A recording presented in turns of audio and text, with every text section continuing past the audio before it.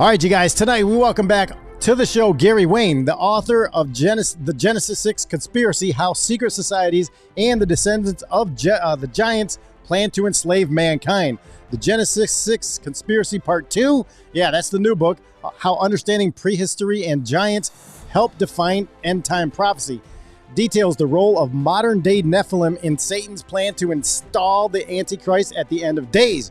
Well, Gary Wayne's 40 years of research uncovered is going to amaze you guys. Look, I put all of his links down below in the website, or in the description. His website, Twitter, Facebook, all these stuff, different things. So go down there, check him out, you guys. Gary Wayne is back on the show tonight. And Gary Wayne, welcome to the show, brother. It's been a year since we had you on, maybe a little bit longer. So it's good to see you again. Outcast Gary Wayne is back. Gary, well, so good to see you again. Inviting me back. Yeah, Gary, good to see you again. You are an encyclopedic resource of knowledge for this topic, and you are invaluable to this community of people who seeks for more depth and more insights to the Bible that seems to be missing from your usual Sunday school class. So thank you so much for what you do. Well, thank you for that. And sometimes when people haven't heard me before, I might shock them a little bit, but I assure everybody, everything I talk about is biblically based. And when I speculate, I say I'm speculating. So, but that's kind of what we want to do, is we want to challenge people to dig deeper and learn more about things so that they better understand the world that we live in and can make better choices for themselves. So the avenues to get that information, unfortunately, aren't coming from the flock, from the churches these days. Or if it did, it's been a very, very long time if they ever thought about some of these topics.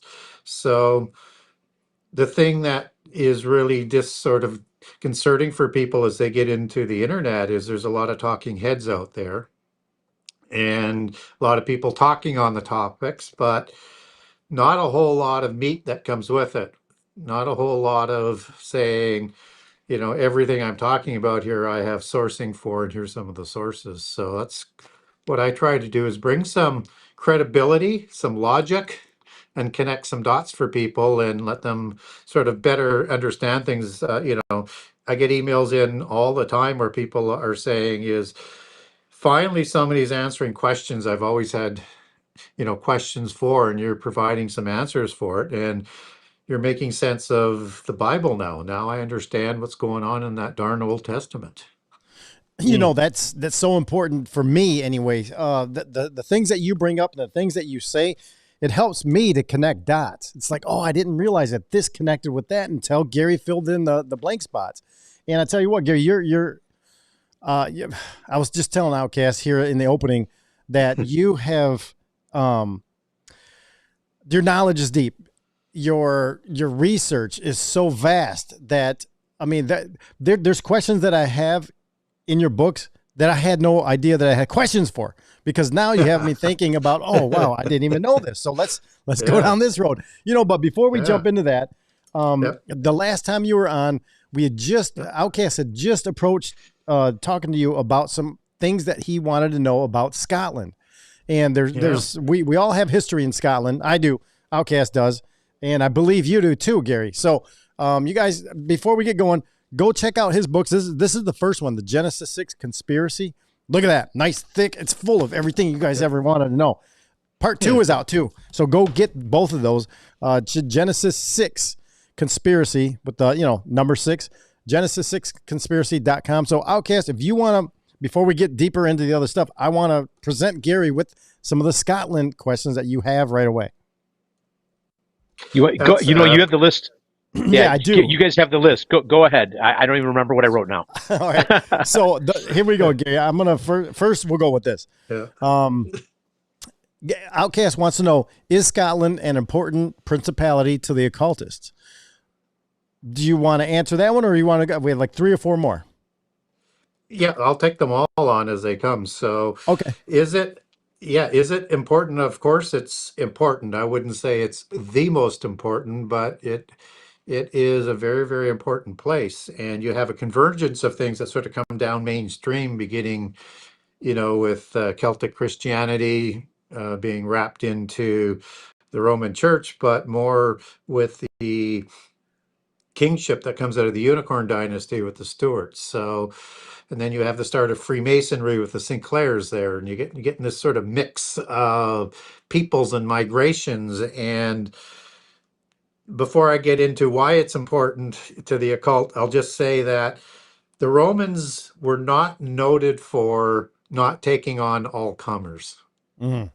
And it's not that they didn't war with the Picts, who are the original people in Scotland, coming out of prehistory after the flood, probably before the flood as well, and a different group of people of a similar sort of ilk, so to speak.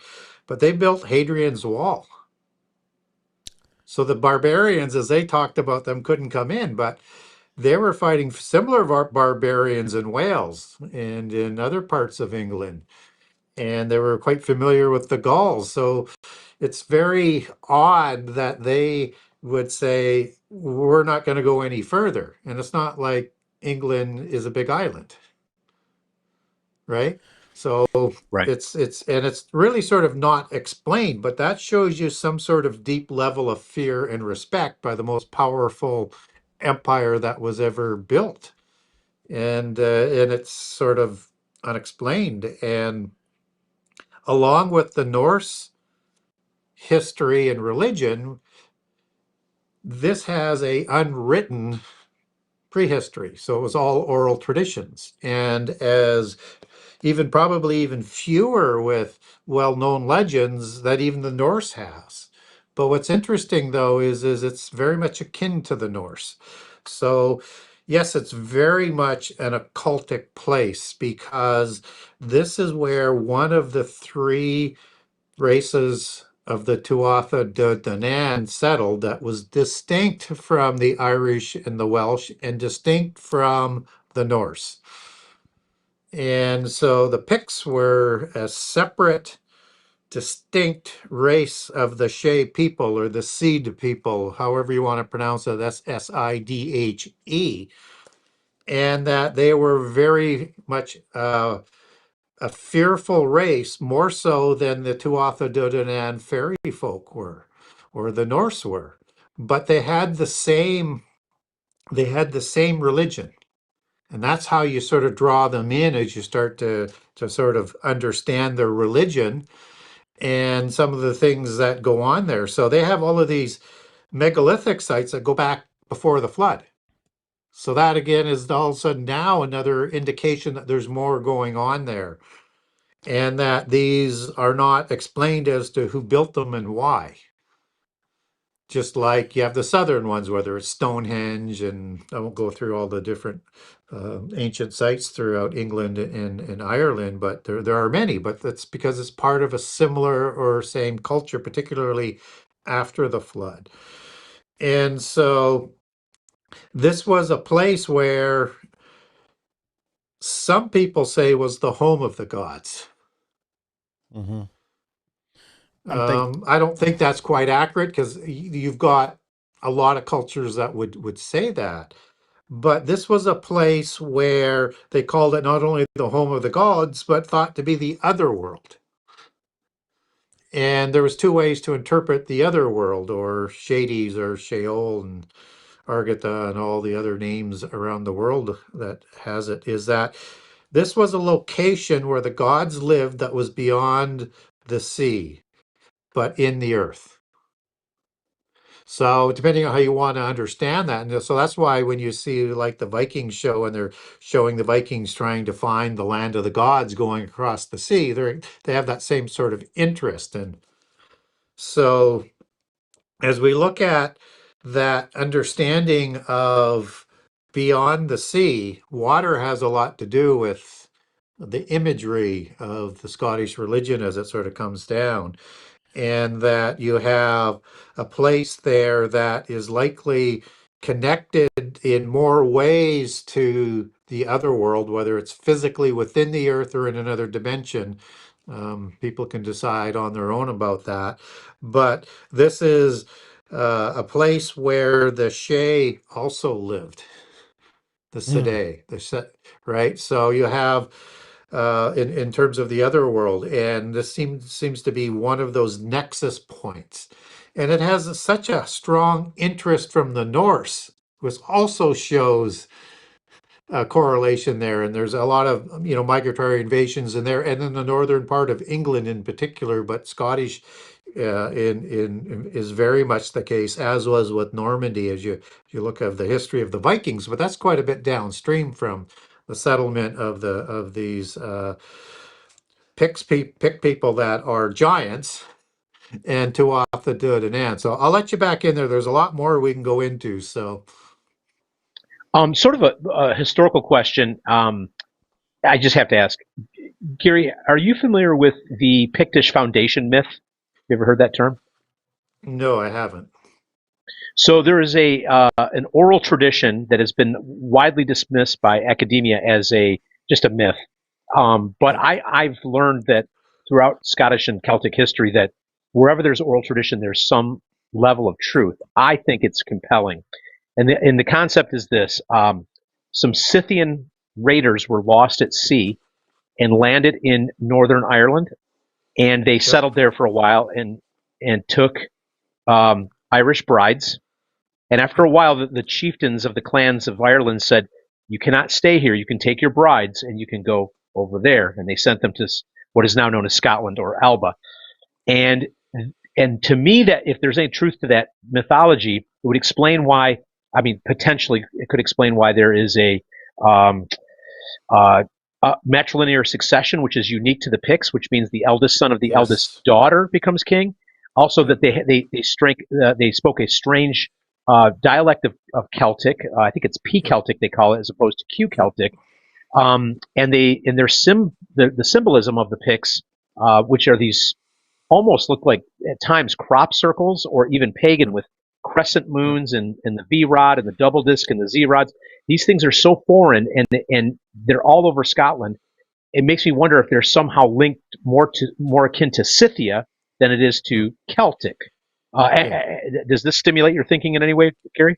Oh, and I would agree with that 100%. And so when we look at the main sort of peoples after the flood, from a polytheist perspective and a monotheist perspective, versus secular history, which doesn't sort of agree with anybody else that's out there, so to speak, on because they don't want to recognize some things. You have four groups of Indo-Aryans that show up after the flood. Some people say 5 different groups, but 4 is typically the number.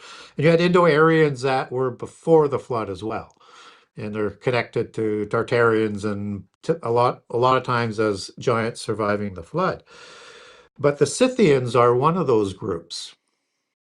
And the Scythians are typically the red-haired, blonde-haired, pale skin, blue eyes, hazel eyes variety. Yep. They actually have had a city and a city of influence in the Covenant land for many, many, many years, and it was called Scythopolis, the city of the Scythians.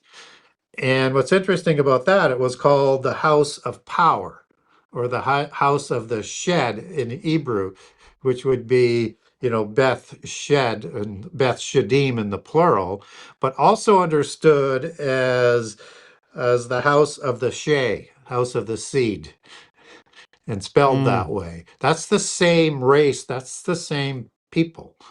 And so they had a wide migration in terms of where they migrated to. And so you have, blonde-haired and red-haired giants in the Covenant land. So like the Anakim giants were blonde-haired. Malachim were likely also blonde-haired based on reliefs and writings. And Horim were red-haired ones, just to give both examples of that. And identical to the Tuatha De Danann or the Tuatha Danu. They've got 100 different pronunciations, just as the seed does, or the Shea, or the Sede, or because it's in so many different cultures, because they were migrating to a lot of areas. So these are the same peoples that are coming over in waves to Ireland, over in waves in different migrations into into France and into England and into Scotland. But Scotland has this sort of separate sort of mythos about it, that it is not as subject to the same kind of migrations.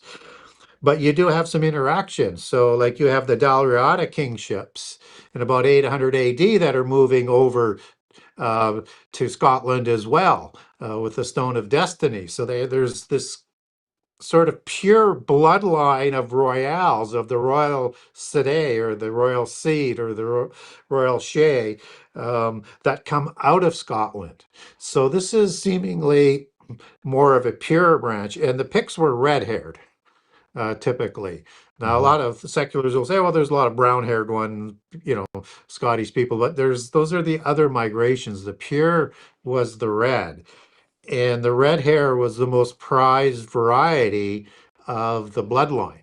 So the Anjou take their bloodlines back to Anu, as in Tuatha Denu, or Denu, as in the Tanu of the Assembly of Giants at Mount Hermon in the Ugaritic texts, or the Titans of Greece. The D and the T are interchangeable in the Middle East languages, and so Titan is just using two T's instead of two D's, like the Dan in the Bible or the Tanu in the Semitic Ugaritic text.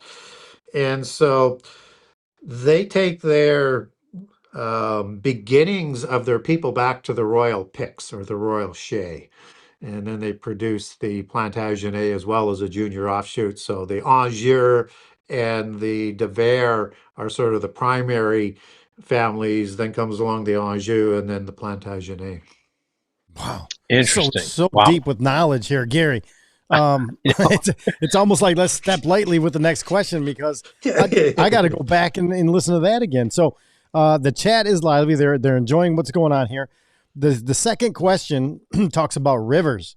How do rivers, streams, springs play a role in portals to the underworld? So water, movement of water. I mean, that's energy right there. Yeah, so in Celtic and Druidic religions, water is a very important allegory and imagery. It's part of the elementals as well, but in the imagery, but it is a place where portals are located. So whether it's in an ocean or in a lake or in a well or in a spring, you can also have mountains in there as well as the locations within the belief system. And also within the Shea people are the elemental group that I talked about, is the little people, and the salamanders, which is the fourth group.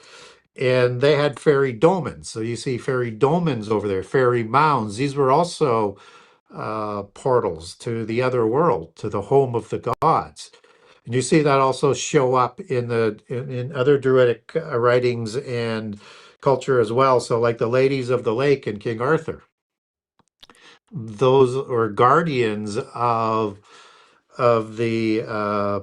those portals, and it was the god Dagda who originally, created the portals, as my memory serves, and then it's Lug, or a Poseidon-like god, Iapetus, that gave the control over to these portals to the female matriarchal bloodlines, the fairy queens. And so that's the imagery in the Ladies of the Lake. Does that have, you think, anything to do with sirens? The sirens, I know the sirens were in the sea, not as opposed to a lake, but is that, gives them the same kind of, overwatch of these portals? Yeah, so there's a goddess called Mary Morgan in the Irish side of that pantheon. It's the same pantheon, there's just different vernacular names. And so Mary Morgan is where you basically get mare and maid from as well. So mare is Latin for water, maid being a female, so a merry maid. And that Morgan Le Fay and this Morgan goddess is again, sort of reflecting the same sort of imagery. So the Morrigan would be a mother goddess, like the chief mother goddess, right? So it'd be like Gaia, or it'd be like um, Ashtaroth and Anat and all the various ones, because it's the same names for the same gods around the world. So, and then Morgan Le Fay confines both, where you have fairy, as in Fay, and then Morgan as in this fairy, and these were fairy queens, right? Just as Guinevere is a fairy queen in the Arthur tales, and Arthur is a Tuatha De Danann and son of Uther Pendragon, so a Pendragon as well, with a dragon patriarchal bloodline, and Guinevere providing that matriarchal bloodline that starts new dynasties. So water spirits and portals and fairy queens and goddesses are all interconnected. Well, we have the name Siren that's attached to these mermaids, which is very interesting because they don't really have humankind's interest at heart. Yeah. They do. I mean, you run across it, they're going to do horrible things to you. And the mythos sort of takes them back to, from the book of Enoch, as the wives of the Watchers who died, and they were transformed or somehow implanted into these oikotarians that become mermaids. Oikotarian being a dwelling place for the spirit. It's a Greek word, get it out of the New Testament, but we don't need to go into that minutia unless you want to go there. And so these are also equated with Queen of Heaven's titles as you get into the Middle East as well. So again, there's an association and a connection. And then you have in the RSV Bible translation in Isaiah 34, it's either 17 or 18, you have Lilith, that is the normal understanding in the translation, but in the RSV, it says the hag. And the hag is this Morgan-like Queen of Heaven that comes out of Scotland as sort of a vernacular sort of name for it. Dang. Wow. Outcast, he's got so many answers. Go ahead. Yeah.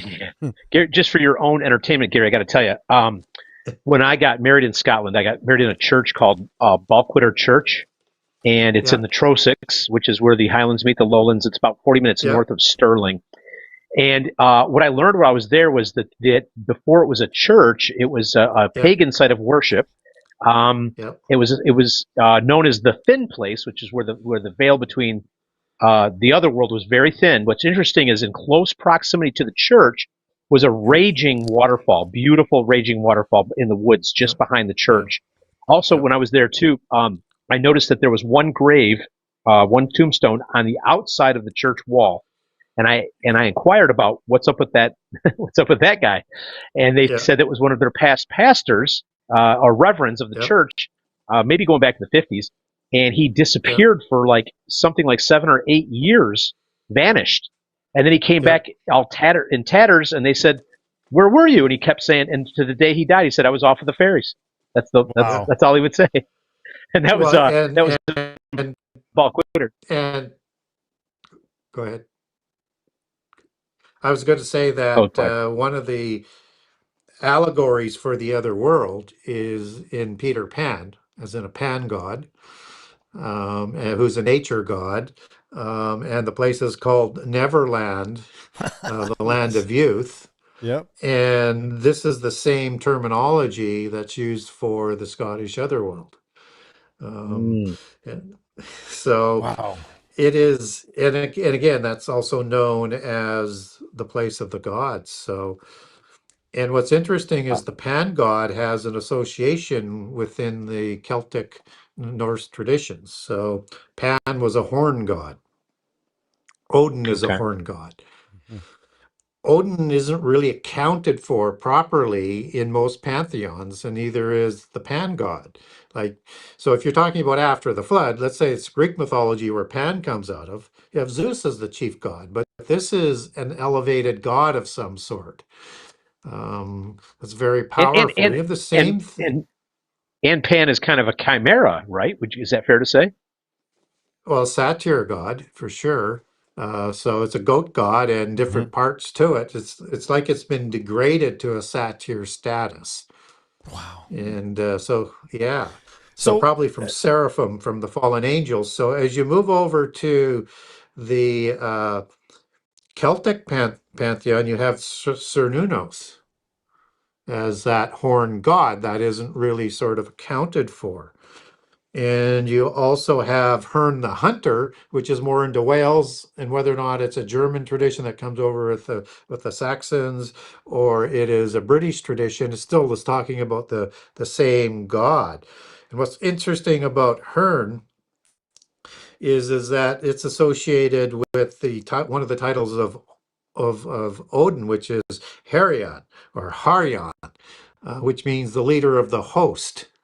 And a host in Hebrew would be an army of angels. Hebrew word Saba, so host of heaven, army of angels. And so this Cernunnos is the same god as the horned god that's in Scotland. And in Proto-Indo-European Pi, the word for a horned god is Cern or Kern, and translated down through history in both ways. So Cern or Kern, however you wanted to pronounce it. Keren is the word for horn in Hebrew, which seems to be kind of adopted in. And there was in the Etruscan pantheon, and understand that there's a statue that was called the Pillar of the Boatman, is still on display in Paris, shows Cernunnos above Jupiter of the Latin pantheon. Right? So it's unaccounted for and high. And then in the Etruscan, which is the Proto-Latin pantheon and people of the Etruscans, and they are akin to the Scythians, they're Indo-Aryans. They also had a god that was horned that was called Cern, Cern.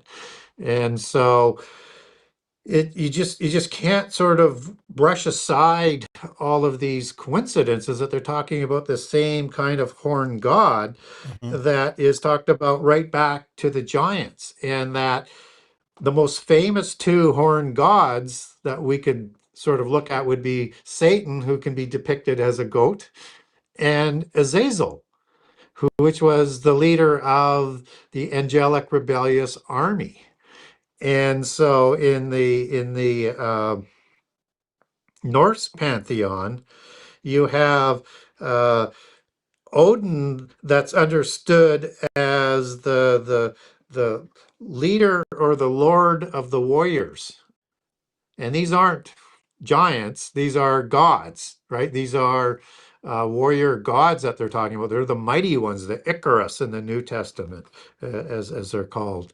And so I think, again, what we're seeing is looking at of a god that's kind of unaccounted for, but yet in Gnostic religions down the road, and particularly with the Templars and the Sinclairs with Freemasonry, who made a statue to Azazel in Roslin Chapel, where he's upside down with the pearls of wisdom and the sort of stylized S or Z trailing in behind him.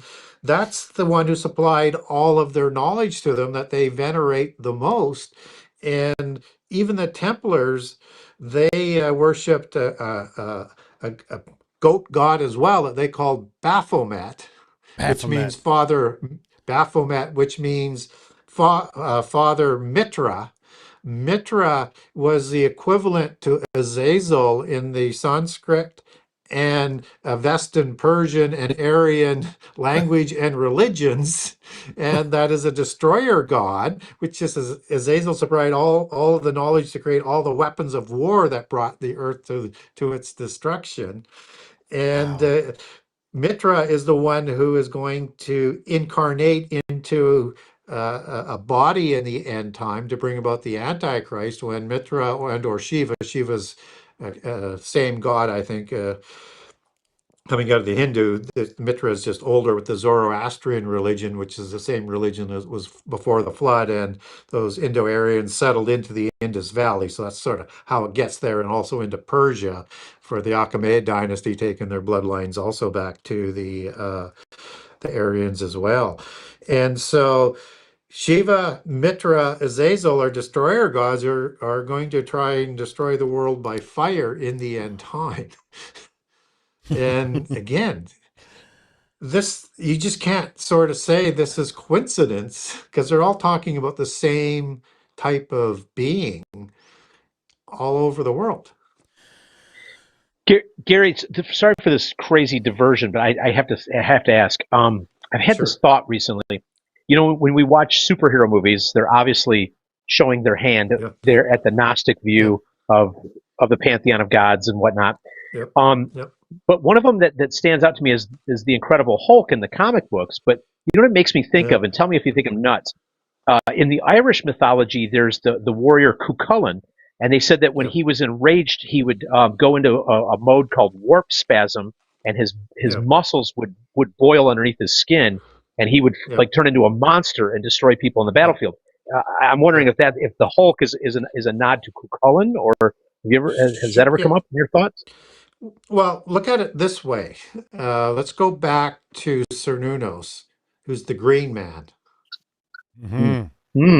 Okay.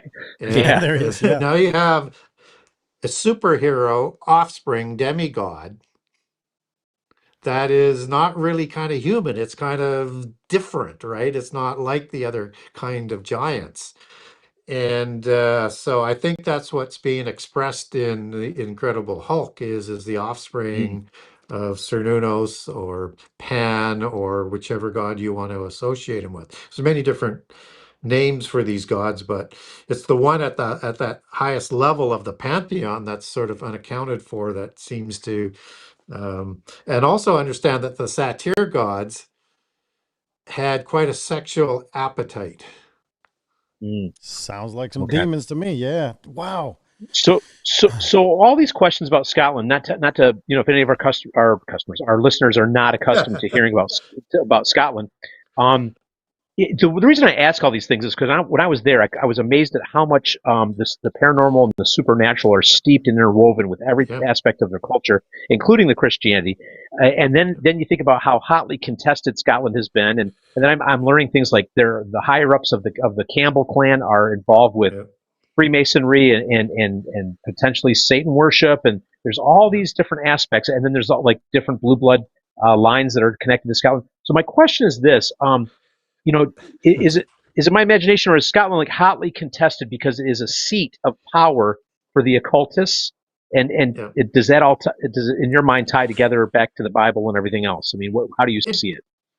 It is. It's not that England as a whole, and Ireland included, isn't important, because there's important sites in history there, but there's a sort of a special mythos. And also with the Picts, they painted their skin blue in battle, like blue bloods, right? Yeah. So well, now you guys, and that sort of goes back to it, whereas the common color would be red for blood, right? But there's a mythos that the original giants had blue blood. And so when you hear pseudo blue bloods in North America for the bloodlines, those are very low level bloodlines, but still making a connection back to that sort of giant imagery. And so if we look at an antediluvian history for Scotland, Ireland, and England, we have a correlation with the Atlantean Empire, which is kind of interesting. And as I cover off in book 1, Atlas was one of 10 kings over the Atlantean Empire that was trying to set up a world government through war. And there was also a settlement in Ireland and in England as well. Yeah, makes sense to me. Yep. England. And so I don't think they made, a separate designation between the north of the England part of the island to the south. It was just one island. And also the treasures of the antediluvian world and knowledge has a lot of mythology that there's one set of that knowledge buried somewhere in England or in Scotland. Wow. Talking about the blue, the blue skin, I'm thinking of Dionysus. True Plan talked about that right here on Rumble. Plus, I'm thinking of the movie Avatar. an avatar, again, here we go with another set of, a Hollywood mythos and, actually talking about truth, but presenting it to the public in a different fashion. So, Gary, my mind is scattered all over the place right now. So, take it wherever you want to go. We do have another question or two. I'll just handle the avatar aspect of that, because that's an important term that's associated with some main gods. So we understand it in a sort of reimagined way today, that they're trying to get us to accept the concept. But its history goes back, best explained in the Hindu religion with Vishnu and with Shiva. They were avatar gods. So what do I mean by that? As an avatar, they would select an avatara, which would be a human already born, who already has a host that they would go and enter into. And in this case, Vishnu, I think he was an avatar with an avatar like 18 or 20 times. But Buddha was the most famous. And he provided Buddha with the knowledge to create the Buddhist religion. And so Shiva, it would also be an avatar as well, and avatared, I think, a dozen times. Mm-hmm. Well, Antichrist is going to receive an avatar.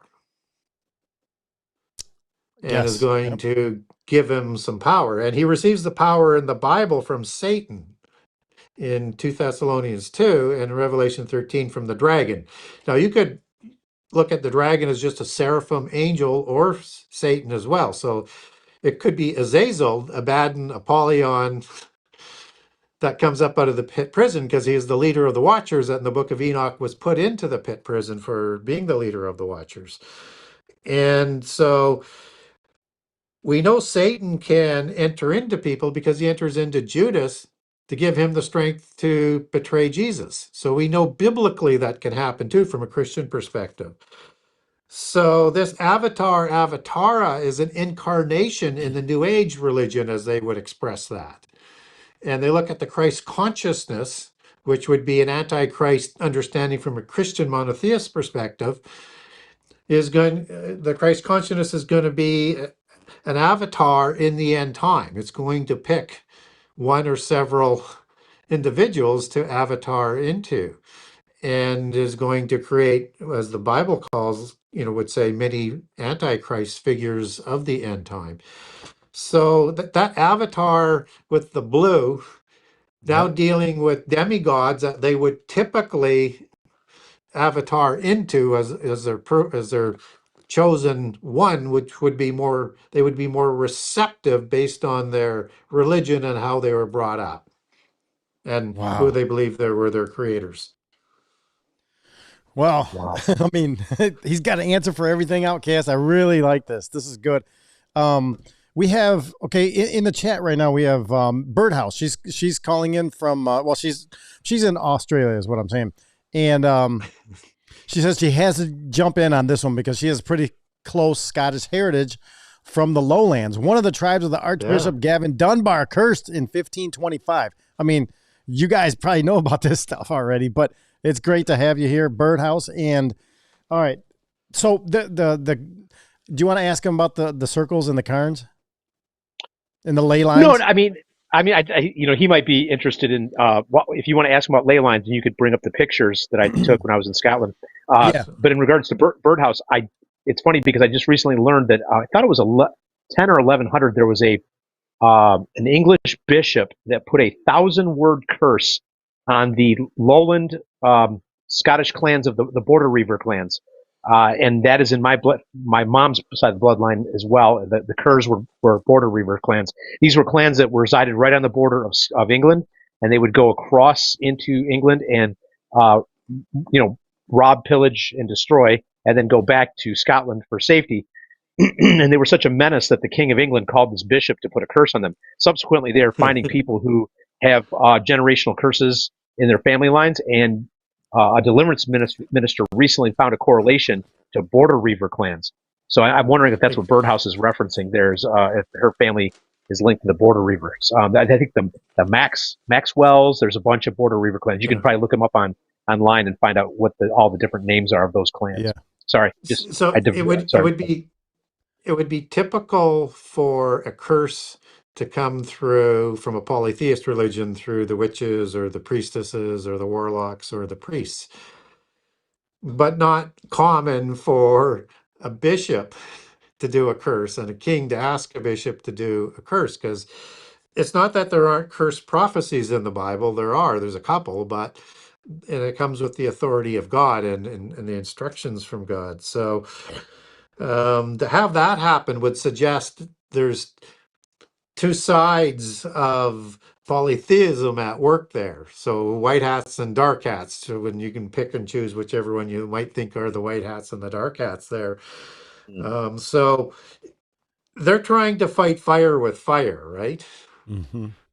And because Scotland, in my opinion, was such a hotbed of superstition and polytheism and active use of the occult knowledge there, through all of these different portals and different kinds of, witches and things, and just different types of creatures and animals, and just it has a different, unique kind of history that's more, I guess, where you see the occultism more present there and active, maybe as it would have been from before. Like they managed to keep that ancient culture for longer, I think. So I think that curses were quite common there, as I would understand things, and were taken very, very, very seriously. And that people would go to great ends to get rid of a curse, because they thought of it so badly. And you see that again in not in the Viking series, but a related series, The Last Kingdom, where the character warrior there, who is actually, Anglo-Saxon, but he's raised by the Norse, and out of the north in the York area, and he is cursed by a Viking witch or a priestess, and he goes to absolutely great ends because of the belief that this curse is going to plague them unless he gets a special sort of exorcism of that curse. I think that typifies the importance and the belief of those curses, that there was more to it than just, trying to wish somebody a poor end. They were actually invoking elementals, the little people, to carry those curses out. Yeah. Wow. It makes so much sense now, doesn't it? Birdhouse added, she says, that's it. That's the one you were talking about, the Outcast. The curse is still engraved on a rock there. So she's been wondering about the family line. Yes, that is so awesome. A music lover says, really good advice here. It's best to break it off if you believe it's still active. So get into some prayer, which, Outcast, we forgot to pray for this show tonight. So say it in her head. Yeah, in her head. So, all right, listen, we have, you sent me a few pictures, Outcast. Gary, would you want to see these pictures?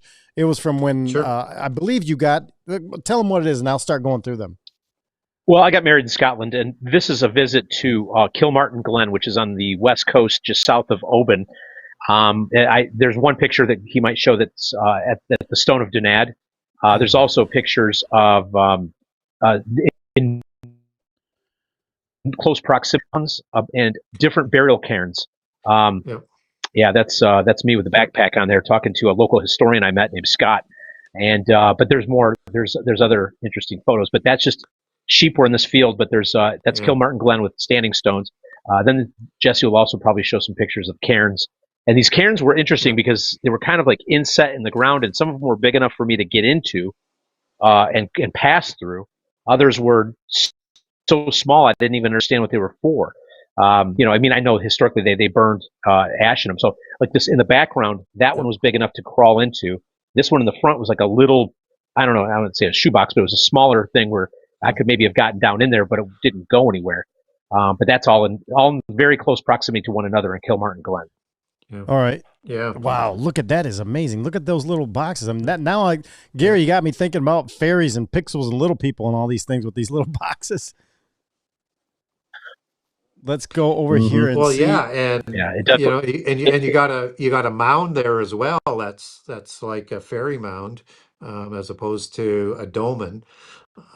So when we look at all of these megaliths and things that are in Scotland, they weren't just placed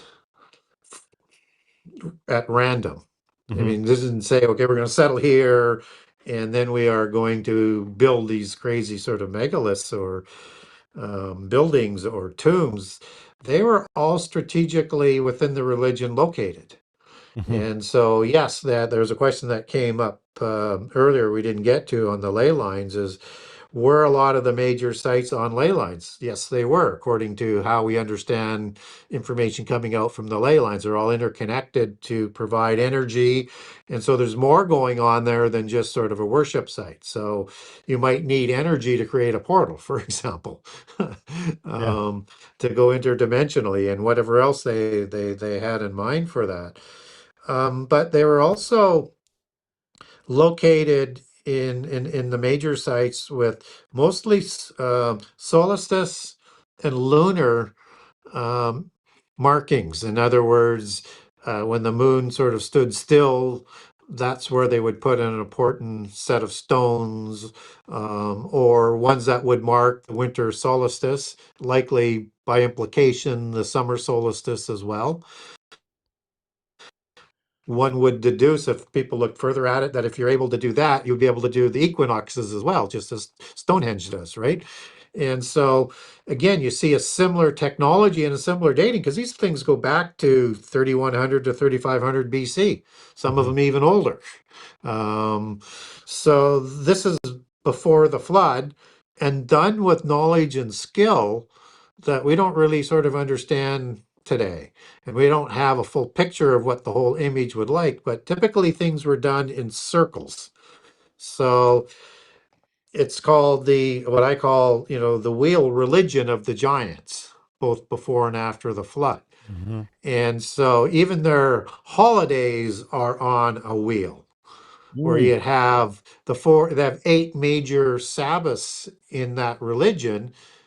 We just came through the end of Samhain that starts at the end of October with All Hallows Eve and goes right to November 11th in that cycle. So you have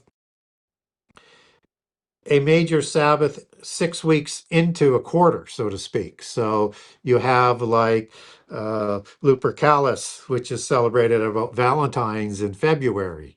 You have the May Day festivals, and then you have the celebrations at the end of August. Those are the intermitting, but they're all part of this 8 cycles of the wheel, which is a larger understanding with their wheel kind of religion. And their worship was done in a circuit, in a wheel.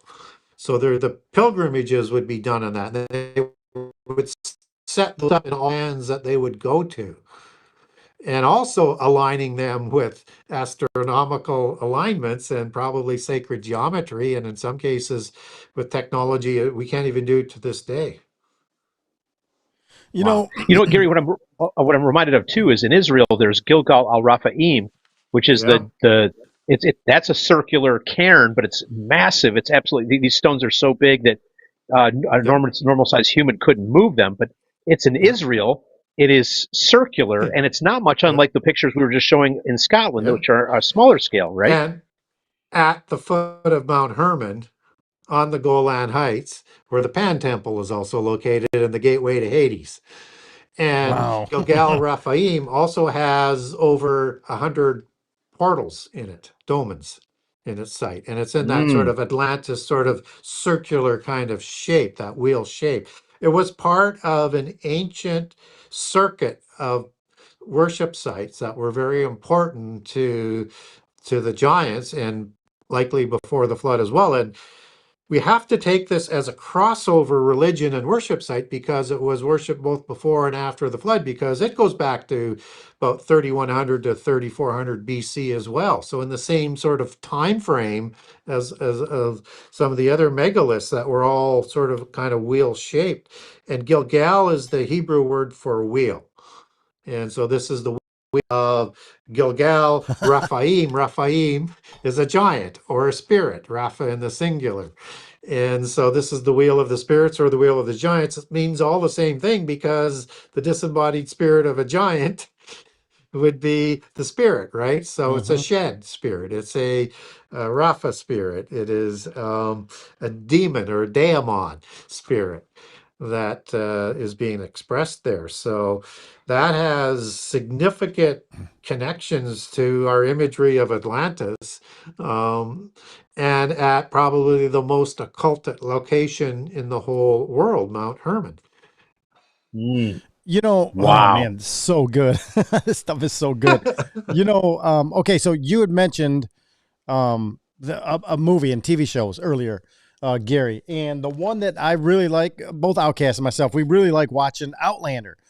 If you've ever seen that, Gary, and it all takes place back, you know, it's a kind of a time traveling movie where the main character and his wife get to time travel from the times we're talking up until like the 1700s, 1800s, even into 1960s.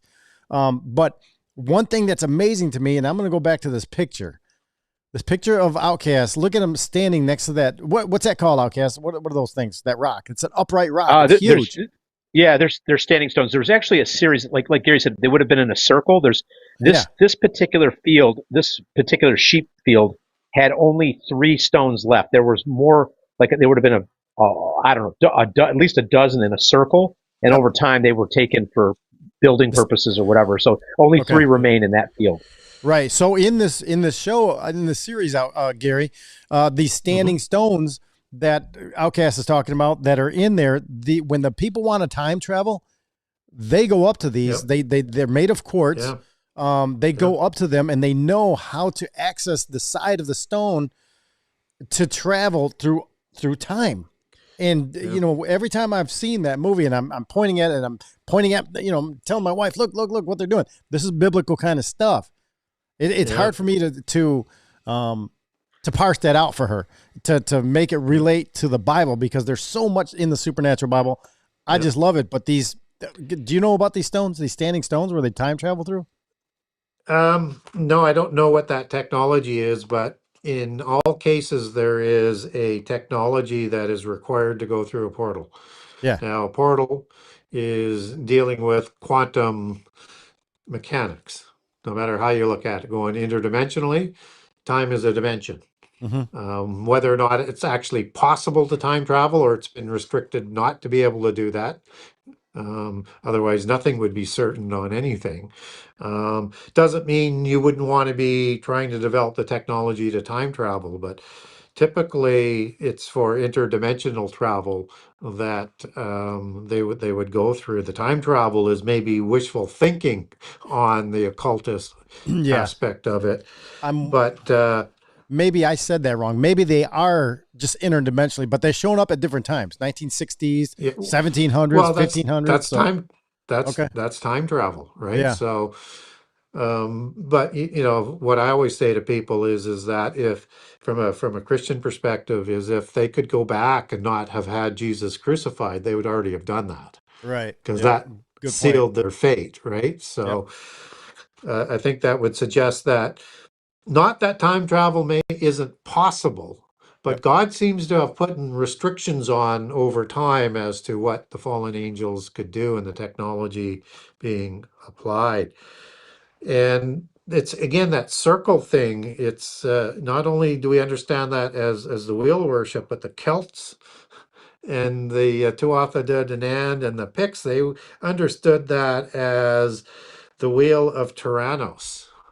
And Cernunnos is another word for a giant, as it comes down from the Gyges kings in Greek, from the Zeus and Alcmene and offspring Hercules, who produces those Gyges kings. And it's the cult worship of the wheel of Tyranno in other European countries. So it has a similar sort of phonetic sounding, because it's all from Indo-Aryan, right? It all comes from the original language. So this is also would be understood as the procession of time that you see in like the Aztec wheel, right? This is the wheel of a chariot, as in the wheel of the chariot of the gods. It has so much of their imagery that's woven into it, and they can use it on many different levels for many different sort of allegories and rituals based on that imagery being consistent. I like it. I like it a lot. We have a comment here that I want to throw in, and it's a good one, Outcast. We should have asked it when we were talking about the little people, but it's a great comment. Music Lover, she says, this is going back to the little people comment, but I wonder if the little people came to Appalachia with the Scottish and Irish settlers. Is that where they came from? Because we hear stories about the little people around these mountains and everything. Yeah. Hey, Gary, can I take a swing? Yep. And then I'll let you the master go. But you can say they came with them. That's possible. But Yep. I like to remind myself that, at one time, if modern scientists say that the continents were connected, we would have had Pangea, and that means, for example, people who believe that there's Egyptian artifacts in the Grand Canyon, it would not have been that far away from Egypt if it was all the continents were connected. So if there are little people folklore from West Virginia, West Virginia would have been very close proximity to Scotland, Ireland, and Wales when Pangea was connected. So I'm just chucking that in there. What do you say, Gary? All possibilities. So, I mean, we'll do some speculating here, but I think, and I'll get to why, I think that you have these little people all over the world from very early times. And it's a common history like pyramids all over the earth, giants all over the earth, the flood story all over the earth. It's like same as with Bigfoot or Sasquatch or Yeti. It goes back before the flood. All continents, all cultures, they all have a recollection of this. This is part of that same mythos, I think.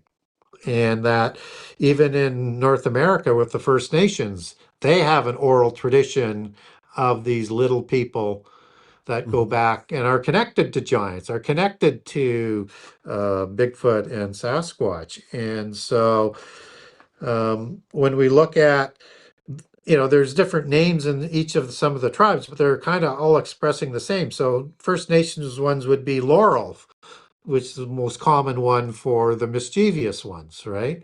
And you have the rock people for the ugly ones, like the dwarves and stuff. And then you have the good-looking ones, which are the dogwoods. Again, I know there's other names to other First Nations, but that's the most common ones. But those are the standard groupings around the world. So leprechauns would be mischievous, right? Gnomes would be ugly. Just as gnomes are very common in Scotland. That's why I selected that. The Greys, the Grey Neighbors, as they're called there. And dark elves. And, you would have neroids and mermaids that would be under the good-looking ones. And those are three of the four groups of elementals. And these are all created by the gods. Something that's a little bit unique as we look at offspring of humans and gods to create giants, but these are spurious offspring that are said to be created that way in all of the religions around the world, where they show up by different names, but the same basic sort of groupings. And so we're told biblically about these beings. We just don't recognize it because we've been told not to recognize it. They don't want us to understand the world we live in for some reason in the churches. I don't understand why, but it seems to be the case. So if people want to say, okay, what the heck is that crazy man talking about now? How could these little people be in the Bible? Well, there's a group in Ezekiel that's called the Gamadim. That's in the time of Nebuchadnezzar that were in the towers as little warriors. And Gamad is the Hebrew word for cubit, so they'd be about 18 inches tall. Yeah. So as little people, warriors, but the New Testament really gets explicit on this. So if you go to Galatians 4, 3, and 9, you're going to get a group that are called elementals that are associated with fallen angels and who are helping in the hierarchy, as I ad-lib with the hierarchy there, to enslave us within this world. That's the Greek word stoichian. And it can mean a basic element of the world that makes it up, or it can mean some sort of being, some sort of shed type of being. That's a shadim, as the Kabbalists would call a group of little people. And so these are the ones that help enslave us in the world. And elements is the root of elemental for the four groups of elementals. Salamander is the fourth one. It's a reptilian one. They're all associated with elements of the world. Like, we'll know this because it's in all the entertainment. Fire, earth, water, air, right? Those are the basic. They're not the smallest elements of the universe, but it's the elements that the occult associates with them and calls them elementals as well. We get the same type of association in Colossians 2, 8, and 20. But now in the KJV, it's not translated as elementals, it's translated as rudiments. But it's saying the same thing with the same groups of people, and it goes back to the same Greek word stoichian. Wow. So the translators aren't always consistent in their translations, which makes it very difficult to get in behind. Even and you see that happen with the angels as well. You get different names for angels. So like you see powers show up, and it's going to go back to two different groups of angels in Greek, as in exousia and dunamis. Yeah. And they'll translate them as powers, but they'll also use different names for each one of those that you'll see them show up as rulers or authorities, and it's the same words. But if you're trying to figure out a hierarchy or ranks of angels out of the New Testament, you just can't, because the names just aren't consistent in terms of the translation out of the Greek. In the Hebrew, they just translate the name cherub or cherubim or seraphim, right? You get it. But in the New Testament, they felt a need to really mix it up. I don't know why, but well, okay. So this question that I have, that I wrote earlier today, I was thinking about what do I want to ask Gary a few things about. Well, you just kind of brought up the topic that I wanted to ask you. And it's very simple. What if Lucifer told the fallen angels to lie about absolutely everything going forward, to absolutely and fully for time eternal, and no matter what, no matter how small the subject and how large the subject, you guys are going to lie about everything to deceive every future being from this time forward? Is that, that's where my head is. And you kind of brought that up just now. Yeah, and they do. I mean, even to their loyal followers, they actually tell them that they can win. Yeah. Yep. Right. And it doesn't matter how small the lie, how insignificant. It could be the teachers at the elementary school. It could be the president on TV. It could be whatever it is. I mean, the biggest to the smallest things, they were told to lie about everything. And just think about how prophecy works in the Bible. I mean, how many different approaches have been created on prophecy, and none of them agree. And they have different interpretations for everything. That's not just creativity and trying to understand it. Yeah. That seems to be designed disinformation and misinformation to sort of continue through generations, right? And all of those so-called standard approaches have a preconceived conclusion that they base all of that prophecy around, and then interpret passages to fit that preconceived conclusion. None of them actually say what they say they're doing. They all say they're using scripture, they do. They all say they are quoting Jesus, they do, but they change what Jesus said. And what they never do is put everything around what Jesus said. They will do what is called hermeneutics to interpret it differently. Hermeneutics is a polytheist tactic, and we see Christian hermeneutics, it's the art of interpretation, goes back to Greek words meaning to interpret and interpretation. And the etymology for hermeneutics goes back to Hermes, the Greek god.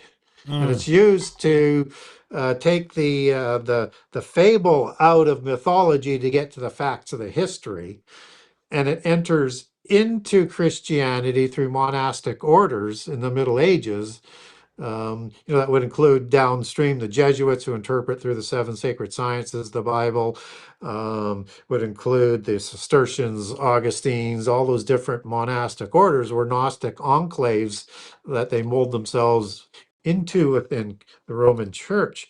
And so people are now using a polytheist tactic because it is a doctrine of polytheism that everything has an allegory to it. And so you have to be an adept to be taught the meaning so that you have the full understanding of it, which is why you have a degree system, right? And then they apply that to the Bible because they say the Bible's a fairy tale and Jesus is a eucatastrophe. Eucatastrophe is actually, has the first two letters of humorism, which is the term used in Greek and secular understanding of how you get the history out of the mythology. And catastrophe was a term that was used for the flood and associated with the flood. And if that sounds familiar from a mythopoetic style, that's when the hero doesn't suffer a terrible ending, but you create a different ending than what it would have been so that you have a happily ever after ending, a fairy tale. And they call the Bible a fairy tale, and thus Jesus didn't die on the cross. That was never ending, right? Outcast. Yeah. Outcast, do you have anything to say? That's it's just unbelievable how they create so many things to spread disinformation. And I think it's the same root that you were asking about. Everything is designed to be mixed up so we can't understand it. Yeah. Garrett, you used the word hermeneutics, and I thank you for introducing us to that new vocabulary word. It's funny is I often think of the demonics and or the devil as very clever attorneys who take God's word and try to find loopholes in it to gain footholds for themselves, right? And hermeneutics sounds very similar to that. It's like making your case in court, trying to manipulate the law, the word of the law, to fit their agenda. Yeah. So Jesus, when he's talking to the Pharisees, and in the one classic case, it's about helping somebody on the Sabbath, and that it's the Pharisees and the lawyers that would say no to that, and that's the wisdom of the world. And so if you want to lead people away from the true meaning, you understand the Bible from the wisdom of the world, which is polytheism. Wisdom meaning comes from the Greek word Sophia, philosophy, the love of Sophia, the love of wisdom. It's the theology of secularism. And so once you say, you should interpret that from our learned schools of polytheism, you're not going to get the truth. You're going to get some interpretive meaning to everything, which is their religious theology. Wow. Okay. That's good. Music lovers absolutely appalled, Outcast, that hermeneutics is new to us. She's welcome to the next level.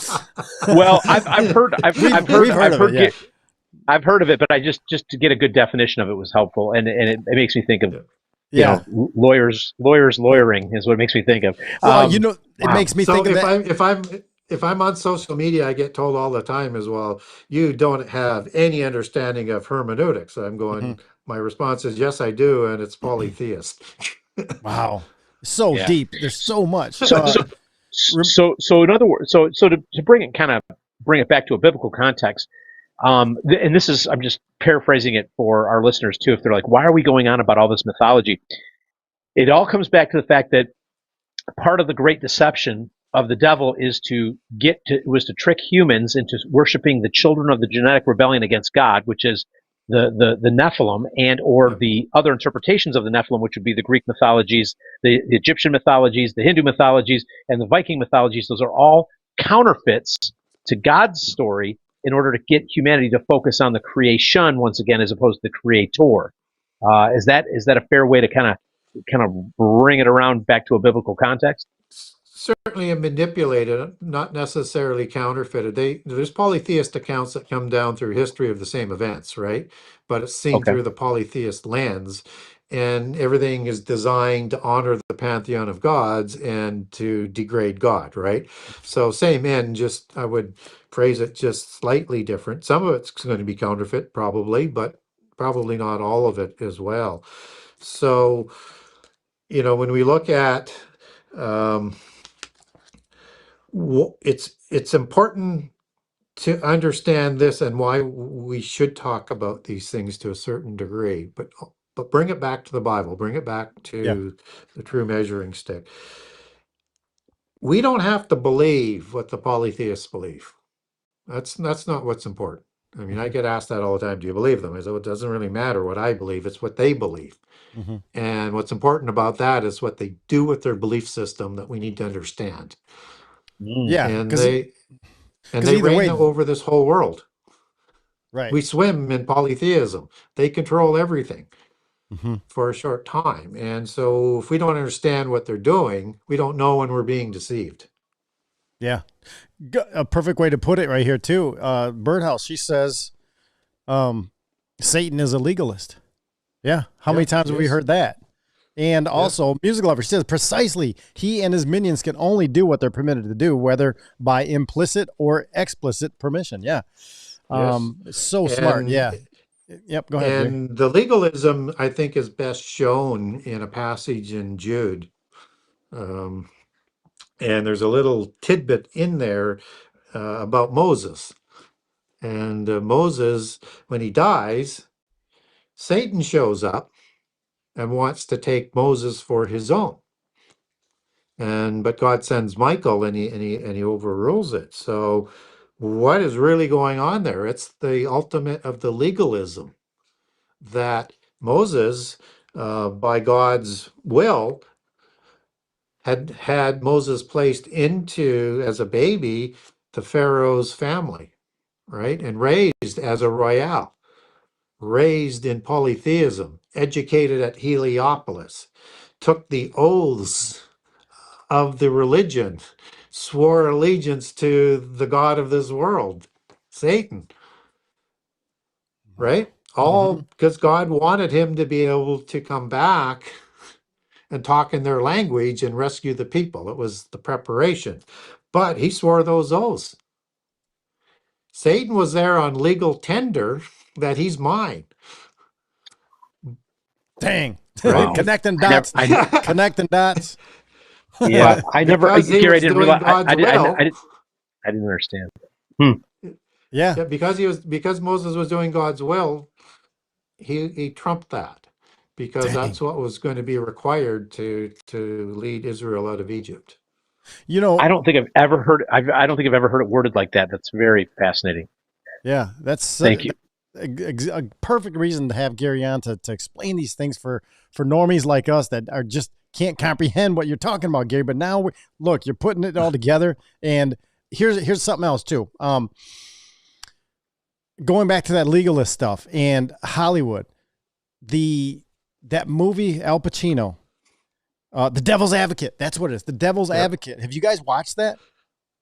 Yep. It was back from the late 90s, maybe early 2000s, with Al Pacino and Keanu Reeves. Yep. I remember it. I don't remember. Oh my goodness. All right. Watch that. Keep your Bible near you when you watch it. Lawyers.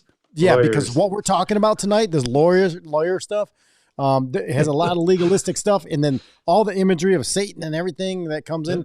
That movie is, it says a lot. You got to watch it, you guys. The Devil's Advocate. Now, Gary, you know what's fun? A few weeks ago, we did a show, and I talked about this guy that I met, and he's a pagan. And remember the Outcast? And this guy I'm sitting there talking to in this restaurant bar thing, and after a birthday party, he starts telling us about, how he's a pagan, and he's kind of, I can tell this guy's he's got some things going on, Gary, is what I'm saying.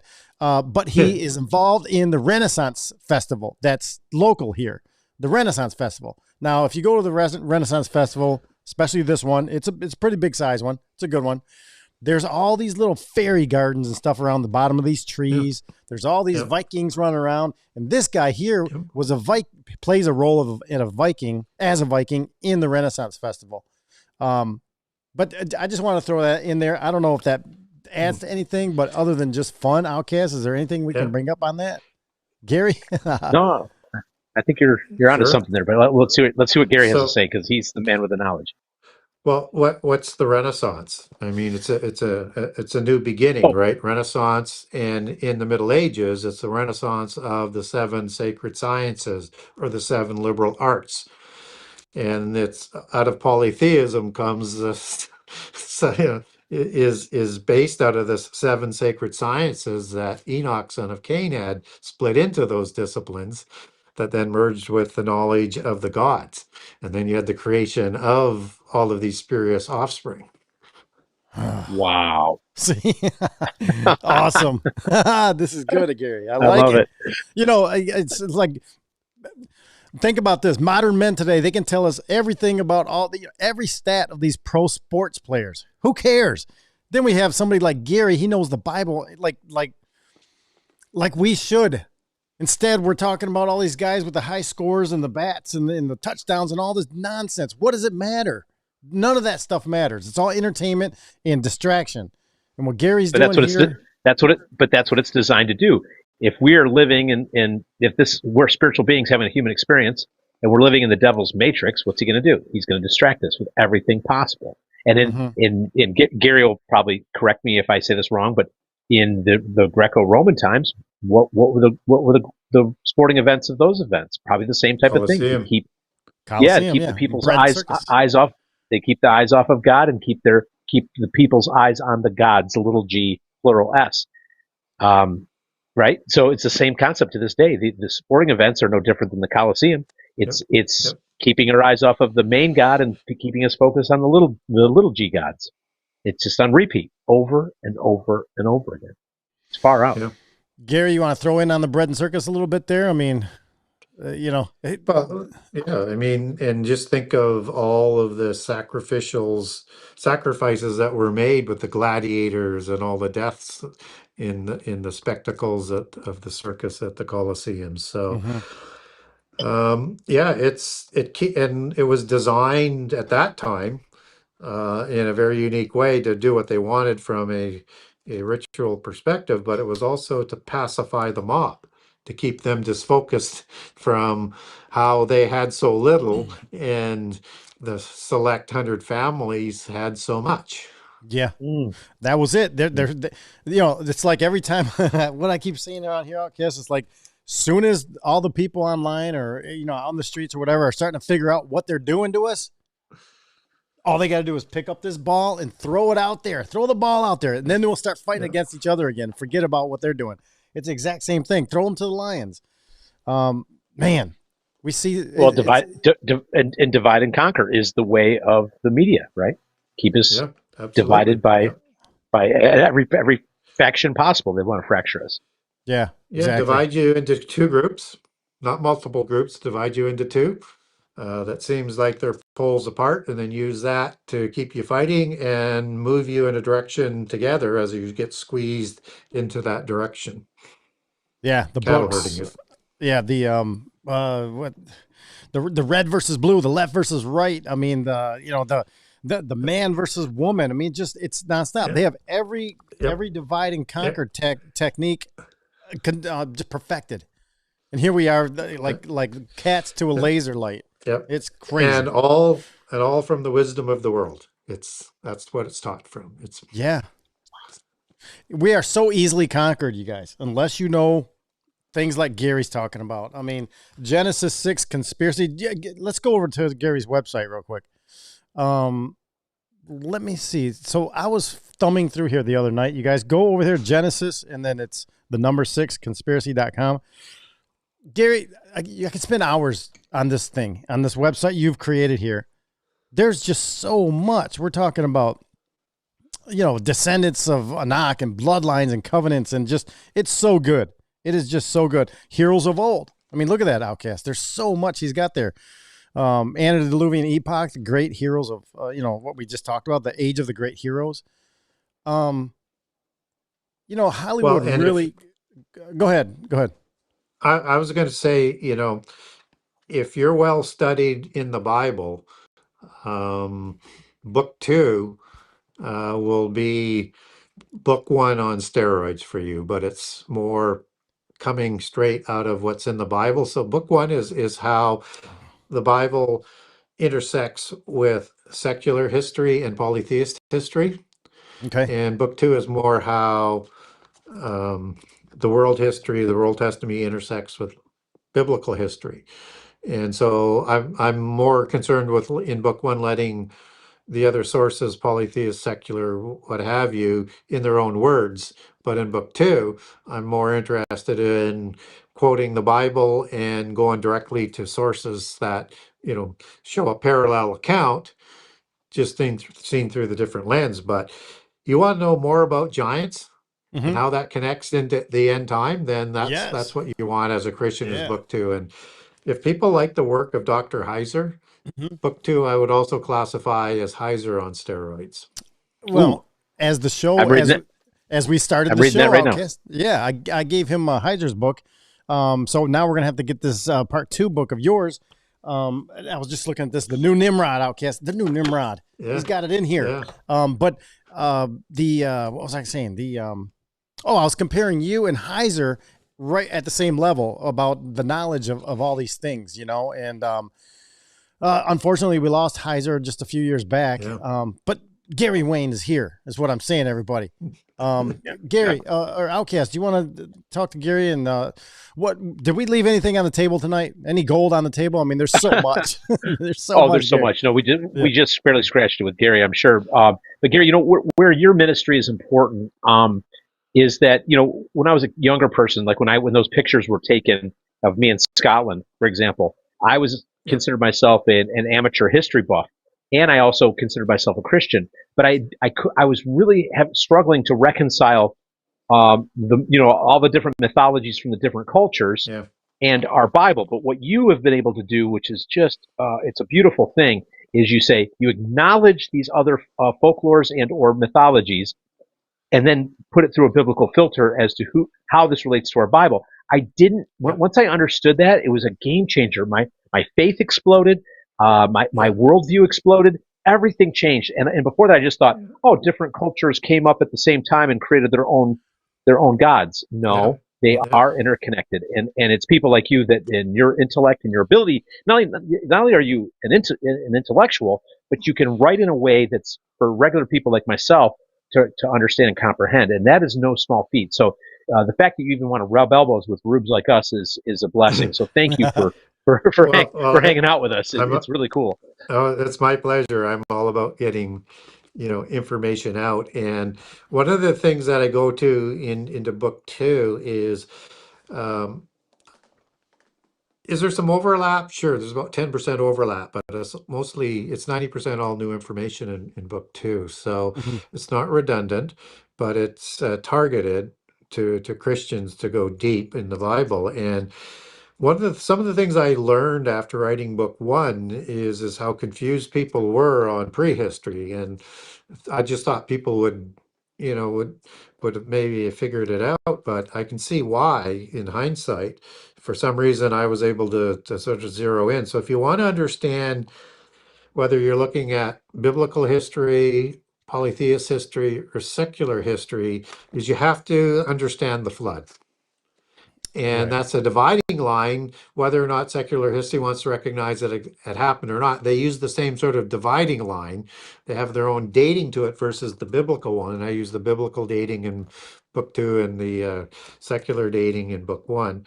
But it becomes quite simple to understand what's being talked about if you understand who the gods are. Because the parent gods in all cultures around the world are the same parent gods, and they ruled before the flood. So, from a biblical example, that would be El as the parent god of the Canaanite pantheon, and his consort was Ashtaroth. After the flood, Baal takes over as the son of El, and Why does he take over? Well, polytheism says the offspring gods slew the parent gods. Well, you can't kill something that's immortal. Maybe God can't, but they can't. Where you go is to the pit prison. So the parent gods, for creating giants and other crimes against humanity and the Holy Spirit, went to the pit prison. So the offspring gods take over, and Baal and the Baalim council that's in the Bible, they create the Refaim giants in the Ugaritic text. And that's original Semitic that Hebrew comes out of. So we can take Rephaim right back to RPM in the original Semitic, just like Gibborim is GBR in the original Semitic in the Ugaritic text. You can take lots of things back using that sort of connection, and that they disappear somewhere around Babel or shortly after, and they're said to have died. Well, again, they didn't die. They went to the pit prison as well for committing the same crimes. But because it's an army of angels in the host, the rebellious host, you just have other ones that move up to rule over the council of the gods. So now all of a sudden you can say, okay, if I now match that up with that, the pantheon in Canaan is the same as in Greece, is the same that is in Sumer, is in the same that is in Egypt and all around the world, then I understand then that the parent god in Greece in this case would be Kronos, and Zeus would be the offspring god. Kronos rules before the flood, Zeus rules after the flood. So when you get the mention of the gods, so Anki and Enlil, offspring gods after the flood, Anu before the flood. Ra, Ta, two different names for the same god before the flood, Osiris after the flood. Yeah. Right? I won't say the female consort because we don't want you taken down. So right.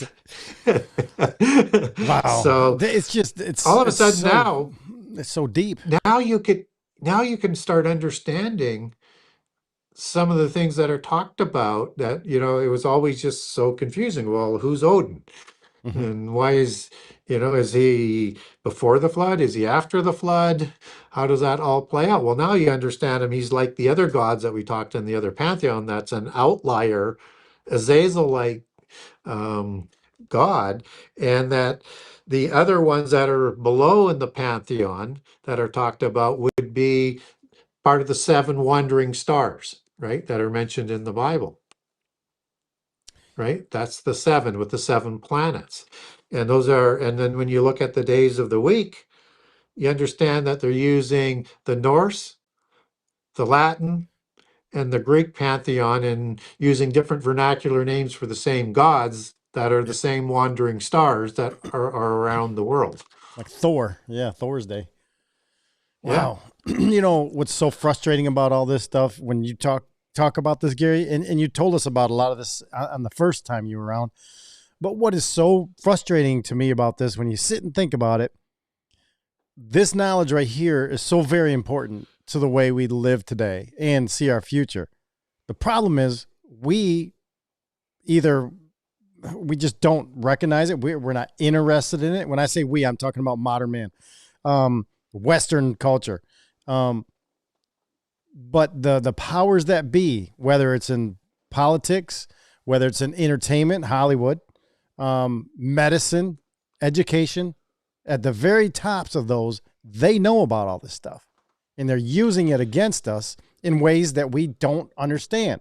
They're presenting it to us in ways that we think is entertainment, confusing our kids, confusing us. Meanwhile, we're the like you said, Outcast. We're the rubes sitting down here, just feeding it all in, eating our popcorn like dummies, and not figuring it out, and not seeing it. Yeah, go ahead, Outcast. It's just very frustrating to me.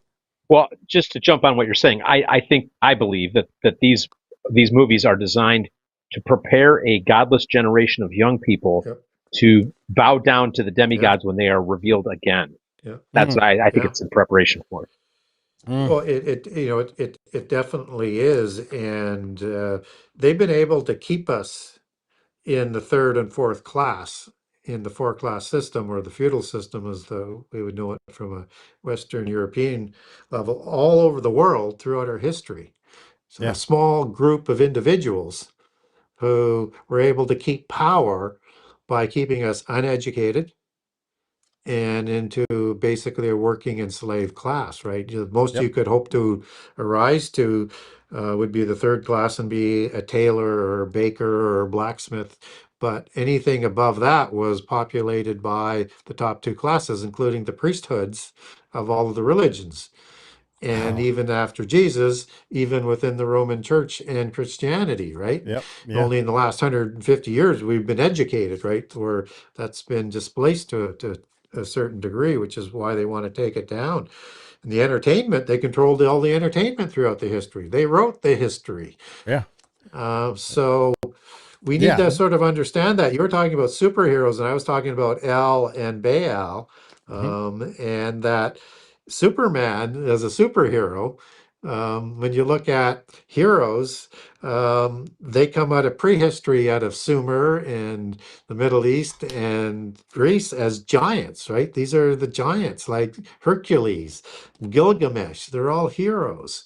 And these are memories of the giants that show up in the superheroes. And the most famous one is Superman, whose name is Clark Kent, as we sort of see used all the time, or just Superman or Uberman, an overlord man. Oberon, all the different transliterations as that goes through, because it's an Indo-Aryan giant word. Oberon is another one, yeah. Yep. Well, that's a beer.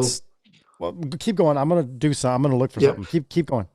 Yep. And as we look at that, his real name is Kal-El. And his father's name is Jor-El. It's got an EL at the end of it. That should be interesting, like Michael does, right? Or Hail-El for Satan. In Isaiah 14:12, Hail-El ben Shakar, Hail-El son of the morning, not Lucifer. That's a Freemason name for the same God. But where I'm going with this is that in the Canaanite pantheon, El is the parent god, Baal is the offspring god, and Superman is like this Messiah type of figure. Now, in the Babel account with an Antichrist archetype with Nimrod, he becomes or became a Gibborim, Hebrew word Kal-El. Yep. That is not a coincidence. I know. I knew we were going with this. Yeah. Go ahead, Outcast. Gary, do you think that they were that like, let's say, for the writer of Superman as a comic book for the 20th century youth, do you think that these storylines were fed to the writer by, let's say, three-letter agencies? Okay, all right, that's what I'm thinking too. That's where my head was at. Okay, thank you for that. That's where I was going. So the history was basically kept by the Rosicrucian group in the West, in terms of the hierarchy. And so, if you're looking at, Walt Disney and all of the fairy tales and the elementals and all the things that are involved with Walt Disney, a lot of people said he was, Freemason. He may have been, but would have risen to Rosicrucian level and been receiving that knowledge to put on display, because that's would be in the realm of part of what the Rosicrucians' agenda is to control the history and control the entertainment. So yes, Hollywood writers, typically the successful writers and actors are chosen, and there's a price for doing that. And typically they're fed the information because they're not high enough in the secret societies to have that kind of knowledge, but they've learned a craft or a writing skill, or and also the idea of acting is channeling. And who are they channeling? Channeling dead people that they're playing, right? Dang. And these would be the heroes of the Royale bloodlines throughout history. Royale. Wow. Elite. I mean, it's Elim. all the words. Elim, all the words. Originally. Yeah. Well, and just to add to that, I mean, you look at these great method actors, and what do? Yeah. Let's say when what's his name that played Lincoln? What was his name? Daniel Day-Lewis played Lincoln. Yeah. They said that for entire year he insisted on being in character. right? He's a method actor. So he's channeling Lincoln to be Lincoln. Oh, wow, man, you're blowing my mind. Yeah. Jim Carrey does the same thing. Yeah, Jim Carrey does that. Yeah, they do. It's just the same tradition. And in ages past, you would have these theater masks, right? Oh, yes. And you never really told why would they have a theater mask? Well, they're playing a different character, but why do they need to wear a mask if? And it's a pale white mask in the Greek and Roman theater. That's because they want to change the character that he's actually channeling this pale-skinned hero, Nephilim, Refaim, that he's playing the part of. Golly, man. Wow. I know, bruh. So listen here. Earlier, Gary, you said Oberon, the word Oberon, right? Yeah. Well, around here in Michigan, Oberon means something. I don't know if it's nationwide, but do you know where I'm going with this, Outcast? If not, if you do. Well, it's a beer. It's a beer. It's a locally owned beer company called Bell's. All right. Now, but what's the logo? Gary, what's the logo? Well, that's what I'm going to ask you guys about. That's why when you said Oberon, Gary, I immediately jumped into this machine here and I brought it up because now I was curious about the logo on the bottle of beer. Do you guys, either one of you, want to take a stab at what you think the Oberon logo would be, or have at least an element to it? Well, it could be like an elemental, because Oberon was also the name Shakespeare used for the king of the fairies, or it could be a Pendragon or a warrior. All right, that's pretty good, Outcast. Any physical attributes you think? I know what it looks like, so I'm at an advantage from Gary. So I have my own theory. I'm going to throw in there when you show it. All right. Well, and another one would be Superman, would be Uberman, right? Uberman, yeah. Okay. Yeah. Well, here's the logo. This is what it looks like. See what they did. Yeah. Red hair man on a sun. Yeah. Look at that. Oberon ale. I mean, it is just crazy. Okay. So here's my tenuous connection, connecting the dots, Jesse. And Gary, feel free to correct me if you think I'm off base. So according to Dr. Laura Sanger, well, actually I'm going to go before I ever learned that from her. One of the symbols of sun worship in antiquity was a circle within a circle. Okay. Circumpunct. Circumpunct. And then, but also the circumpunct, according to Dr. Sanger, is it means that the outer circle protects the inner circle. It's a symbol of secret societies, and it's very ancient. So here you got the sun, and then on Oberon, but then you've also got the circumpunct, which represents the sun. And then you find out that the circumpunct has deeper meaning within the occult. So just throwing that in there for that. So the people that I like that, Outcast. That's very good. You see that circumpunct here. Now, if you think about that, this guy is supposed to be a god, right? He's got red hair. They depict him with red hair. So that's what I'm saying is like they're selling us beer with the logo of this guy on there. Do you think the average dummy that walks into the party store to get a beer knows what the heck is this is all about? No. But they do. They know exactly what they're doing. Wow. The beer of the Tuatha De Danann, or the Picts. Yeah. So. And not to fearmonger into people thinking that there's a demon under every rock, but it is a fact that in music, culture, different things, they literally will dedicate music and other items to their gods before they sell it to you. Yep. It's not a stretch. Yeah, well, it's like Gary said. They know what they're doing. We don't know what they're doing. They know what they're doing. That's why they're delivering us that beer. Yes, and they put their imagery, their symbols into everything. Oh, one thing, and maybe you know this. What would be some of the things that you might do in a ritual? You might, when you're doing a can that has an idolatrous image. Well, not to mention. Yeah, and not to mention, alcohol is known as spirits, and it changes people's behavior, right? Just like we were just saying a minute ago with the mask in the theater. Yep. Yep. And also, it's designed to put you into a state to open up, so a spirit can come in, just like like hallucinogenic drugs will do, or tequila might be in its most potent state would do. Yep. And so, when they use that word spirits, there's a reason spirits are attached with it. We just don't know why. It's all about the entomology. Again, something we don't know, but they know how to use it very well, and they do use it very well. You know, that going back to Superman, Jor-El and Els and Kal-El and all that stuff. I was reading somewhere that S, we think that's on his chest. Yep. It's a like serpent. It's a serpent, not the S. Yeah. Yeah. Hollywood knows that. Yeah, Seraphim Angel. It never ends, Gary. All right, when you coming back? When you coming back? There's a lot more to do here, Gary. That's what I'm saying. We got to have you back. Outcast, any final words for Gary before he heads out? No, I mean, I could gush about Gary all day long. You know, Gary, I this is, stick with me for a second here. I went to church with a guy who was a certified genius, but he was also a humble servant of God.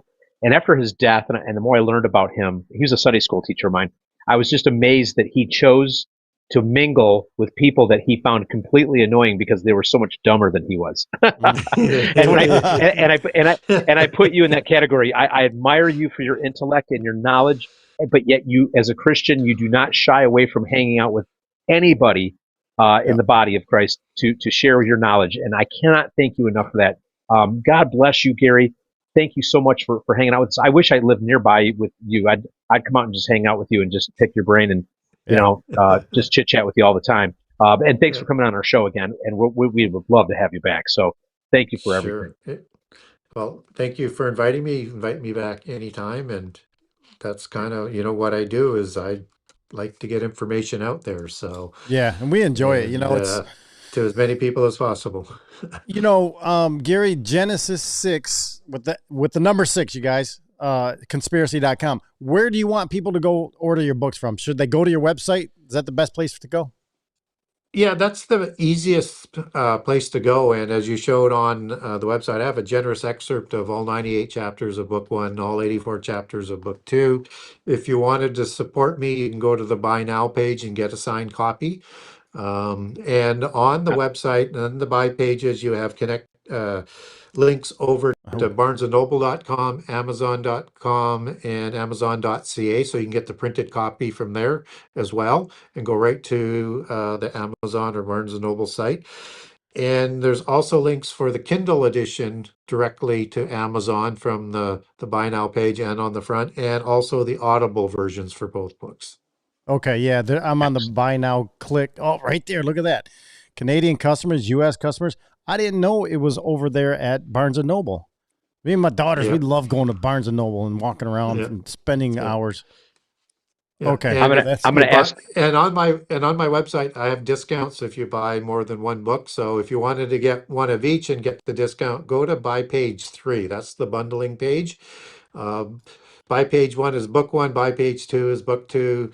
Buy page 3 is the bundling page with discounts. Oh, I see them. They're all right there. Okay, yeah, I see all those different. I'm down with a physical copy and a signed one. So I'm gonna ask for a signed copy for Christmas for my wife this year. Actually, okay, Gary, this gives me an idea, and I'll have to ask you off air. But this gives me an idea for our show and our listeners. Maybe we can talk. I have an idea. See what you think of this idea for our listeners or whatever. We'll talk after the show. All right. All right. Sounds good. So again, Genesis6conspiracy.com. You guys go over there, hang out with Gary a little bit wherever he's at. I know you're all over the place doing the podcast circuits, and I'm just very glad again for you coming on and spending some time here with us, Gary. And again, we have more questions than answers all over again. So we'll come back. I'm sure you're going to have episode or versions 3, 4, and 5 coming up at some point. So yes, it's a cliffhanger is what I'm saying. So we'll talk to you, Gary, and listen, stay dangerous out there, and we'll be praying for you. All right. Thank you. All right. Take care. Good night. Look at that outcast. Awesome. Dang. Yeah, it's funny. It's funny you said you'll be praying for him. I frequently mention Gary in my prayers when I'm thanking God for the people that he's exposed me to that has changed my outlook on things, and I will mention Gary in my prayers from time to time. So thanks for saying that. That's great. That's good. It just helps me connect so many dots. Again, I said that earlier, but it's true. It's just like, well, I might be stuck on something for months. And then I'll hear him somewhere say something and say, dang it, that's the missing key that I was, needed, I guess, Click. Yep. Click. I love that. And it's fun when we get to do that for other people too, a little bit. I mean, I think that we're good at giving a paraphrased version of this knowledge to newbies. But Gary's the deep dive. He's when you really want to know more and understand more, he's the resource for, I still don't understand everything, but I'm getting a bigger overall arcing understanding of how this stuff works. Now, the finer details, knowing all the names, that's tough stuff. And that's where Gary comes in. Dang. But I appreciate, I appreciate that it's a never ending hobby of learning in this arena of thought.